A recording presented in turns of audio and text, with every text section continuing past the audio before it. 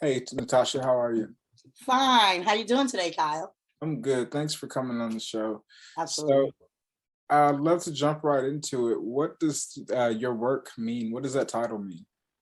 So I work for a human rights organization that services the DMV, which is DC, Maryland, and Virginia. Our sole focus is on solitary confinement. I am the only employee that is Virginia based, and I basically I'm a one man campaign for the legislation that we submit in Virginia. Okay. What's the general purpose or agenda? The general agenda is to shut solitary confinement down in its entirety. However, we have submitted a bill that coincides with the other states' bills that have been introduced into legislation to reduce solitary confinement to a maximum of 15 days within a 60-day time span, making it coincide with the Nelson Mandela rule per the Okay. United Nations. What was the purpose behind that? What was the driver? Uh, so I'm formerly incarcerated. My husband was also incarcerated for 20 years, now ex-husband. He was in solitary for 12 years and I was in solitary for 4. When I initially came onto this work, it really wasn't about me. Solitary confinement ruined my marriage. Like it emotionally disconnected us to the point where when he was released after all of those years, we could not make it. We ended up in a really bad altercation and he almost killed me. So I had to basically start my life over. I left home one day to go to a rally in Albany where I met the whole solitary team and I never went back home. And I just kept moving from there. I started my fight in New York. We won in March of 2021, limiting solitary confinement to 15 days there. And then I moved to Virginia and picked up the baton here. They like to call me the serial solitary slayer. Yeah. So it's So this personal for me. that sounds amazingly personal. This major issue that you have to one survive through Right. just to be here and then to be actually dedicating your work and your efforts towards helping people in that situation. Can you talk a little more about some of the negative effects of long-term solitary confinement that you've seen or heard about? Yeah. Yeah. Well, I'll tell you one very long-term and permanent side effect is suicide. Uh, every day, somebody in solitary confinement attempts to commit suicide. Every other day, somebody actually does it. 300,000 people are held in solitary confinement right now at this current moment in this country. Hallucinations, like it just basically will change your whole way of thinking. When your mind is not stimulated, you see the same things every day, you hear the same noise every day, you smell the same smells, no sunlight. Like it is just so inhumane that the effects are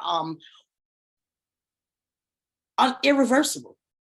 Mm, mm, Irreversible. You become disconnected with anything outside of your environment. And when you're living in an environment the size of a parking spot without any meaningful human interaction, that's how you become accustomed to living. So anything outside of that is too much. Mental illness is real. Everybody has mental health. It may be yours may be good and mine's may be poor. If you put somebody in solitary confinement, if they didn't have any recognizable mental health issues, trust me, when they get out after a certain amount of time, they will. Even to this day, I live in Virginia. I have a big old house. I live by myself. I don't have any friends because I don't like people in my space. I like to be able to choose when I have to be around somebody. And that is why I live in a state where I know nobody. mm. I hear you. I So, hear you. I really relate to that, like being out and never wanting to be around people again. Like I'm so satisfied with not coming out of the house. Whereas, like right. back in the past, I would always want to be out. Now, no, look. But I have this interesting element to my story when I was in solitary confinement, in which that was the first time that I felt safe probably in my life. And even though that's, Right. relatively safe, I think it says a lot about the conditioning of what it takes to be okay with that. Most Yeah. people aren't. Most people strive to get out of there, but we see people under that torture, if you will, Right. for years, 15, 20 years at a time, without good justification. There is no justification for that. You For can't that. Right. find one for that. Um, Especially if you're the place that's supposed to be capable of keeping people secure.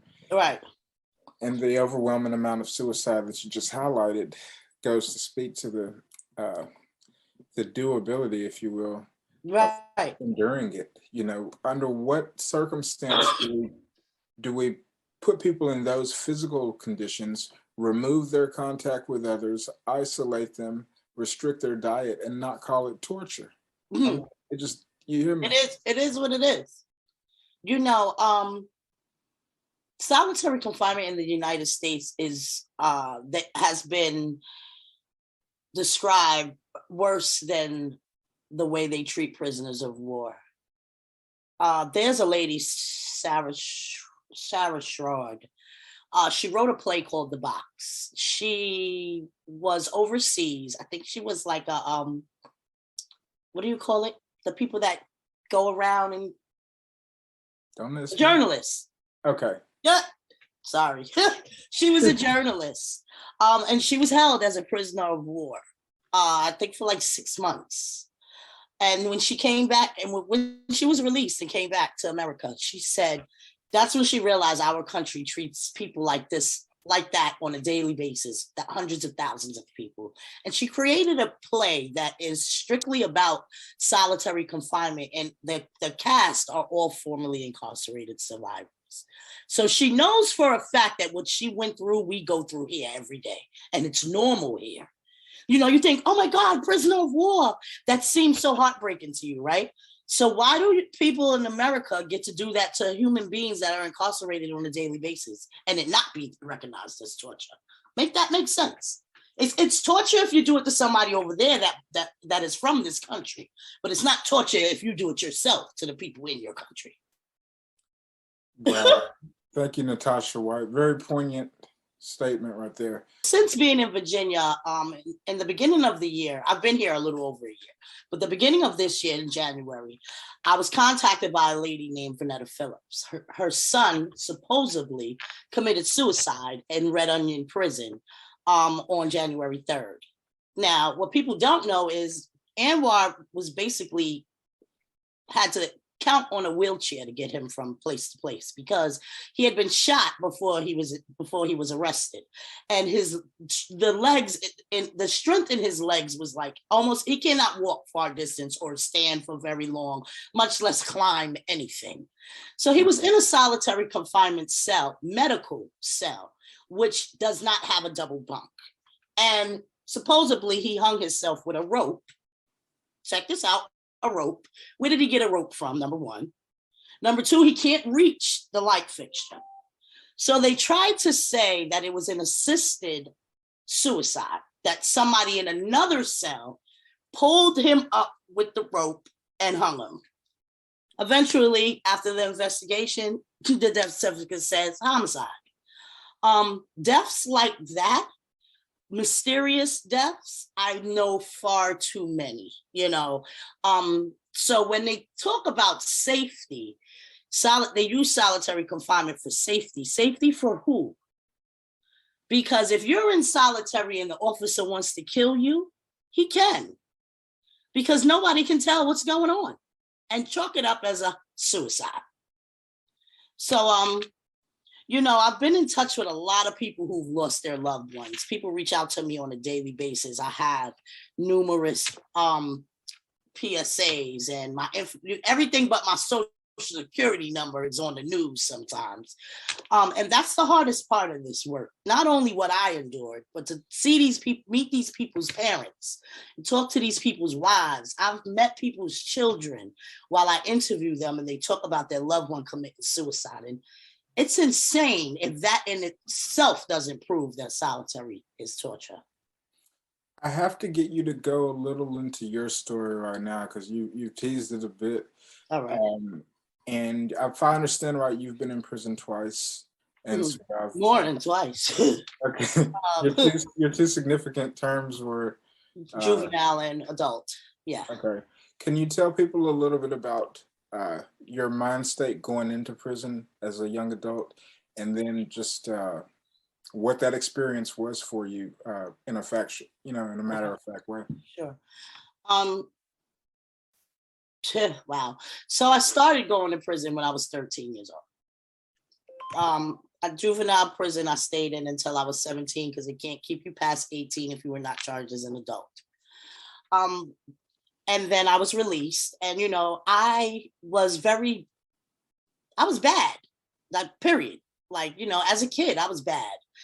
So as an adult, I was kind of worse because now I've been around nothing but bad kids. And that's the truth. You don't like to call people bad, but people that exert bad behavior are bad at that moment, right? So I realized when I went to a jail as an adult that the majority of the people I was in jail with as a child were in jail with me now. That's number one. It automatically clicked, but it was like a playground. I was accustomed to that environment. I got arrested. I had a serious crime. I'm not going to say what it is, but I did a total of 15 years as an adult. And I did them with people I grew up with.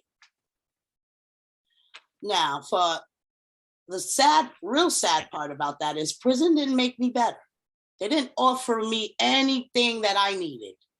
I think what got me through was the fact that I was incarcerated with people that I knew. We were sisters. We came through a struggle together. So my issues that I developed in between that part of me going from juvie to adulthood, I ended up on drugs. I married a gangbanger. Like, my life was chaotic and just dangerous. So prison kind of saved me because it preserved me. I know had I not been to prison, I would have died a long time ago. I've been stabbed 17 times, shot. And even in prison, I still had to answer for my husband's gang affiliation. Because as soon as I got there, they sent me to SHU. I went to solitary confinement straight from reception for 4 years. And the warden came to see me and told me, when I asked her, why y'all got me locked up? Everybody else, is in the yard. Everybody, when you go from county jail to prison, it's like a breath of fresh air because they have programming and they have school and you could go outside 3 times a day. So, that's what I was expecting. And that didn't happen to me. I got to the jail, they put me right in SHU, and I stayed there for 4 years. Can you explain? SHU, Special Housing Unit, is what SHU stands for, which is solitary confinement. The warden told me that I would not corrupt her jail, so I would never get out of that cell until I left her jail. And she was telling the truth. So for 4 years, I was tortured in a unit with people that were hanging themselves, people that were smearing feces on the wall. The smell was horrendous. The officers treated us like trash, refused to give us sanitary napkins. Can you imagine being a woman on your cycle locked in a cell for a week with no Kotex and no tissue? You're using the sheets you got to sleep on to catch your menstrual cycle. It is so degrading. And that's just a small part of it. You know what I mean? There was a girl that was hung in the cell next to me. You can hear the footsteps. When they try to say she hung herself, why does it sound like 10 people were in there? You know what I mean? The things I witnessed, another young lady I was incarcerated with went into early labor. She was pregnant with twins. One of her twins died. She delivered a baby in a cell before they could even get to her. Like to hear the screams all day, every day, it was just so, it's like unexplainable for you to really get it without seeing it, without being there. Agreed. I don't know if I answered your question, but you answered it in many more, and you gave a very helpful and graphic insight that helps portray the or helps explain the urgency that drives us to do this type of work. So I really Yeah. appreciated that. Yeah.